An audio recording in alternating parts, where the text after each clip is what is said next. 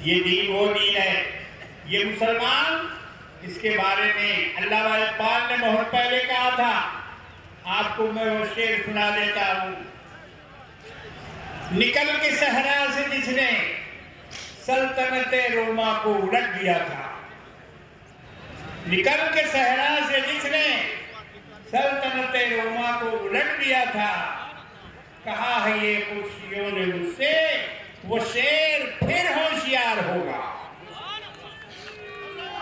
वो शेर फिर होशियार।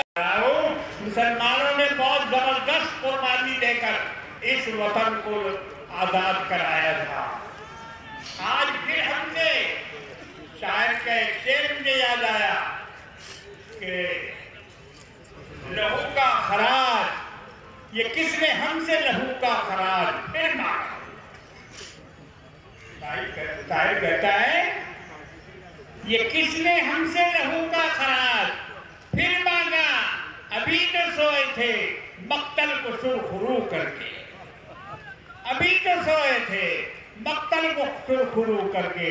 अभी ज्यादा दिन नहीं हुए आजादी को, 55,000 उलमा को शहीद किया गया, दरख्तों से लटकाया गया, और न जाने कितने मुसलमानों ने अपनी जानें कुर्बान की। क्या ये रायगा चला जाएगा? हमारी कुर्बानी क्या बेकार जाएगी? नहीं नहीं, इंशाअल्लाह बेकार नहीं जाएगी। हम इस वतन की हिफाजत मरते दम तक करते रहेंगे। आज बहुत बड़ा एक इज्तिमा जमीयतुल उलमा की तरफ से रानी राजपुरी रोड में किया गया और इसमें काफ़ी लोगों ने हिस्सा लिया। बहुत बड़ा इज्तिमा था, तारीखी इज्तिमा है। इसमें वक्फ के लिए मुतालबा किया गया कि वक्फ बिल को रद्द किया जाए और ये वक्फ बिल पास नहीं होना चाहिए। मुसलमानों की एक बहुत बड़ी जमात ने ये वादा किया है, आज किया है कि हम इस बिल को पास होने नहीं देंगे और अपने आंदोलन से, अपने एहतजाज से हम उस वक्त तक जारी रखेंगे जब तक ये बिल रद्द नहीं होता। अजमेर के बारे में क्या है? अजमेर के बारे में जो बात कही गई है वो इंतहाई शर्मनाक है और उसकी जितनी भी मजम्मत की जाए कम है। ये उनकी साजिश का एक हिस्सा है कि मुख्तलिफ दरगाहों को और मुख्तलिफ मसाजिद को अपनी फिरका परस्ती का निशाना बना रहे हैं और उसमें मंदिर और शिवलिंग की बात कर रहे हैं। हालांकि ये बात बिल्कुल गलत है।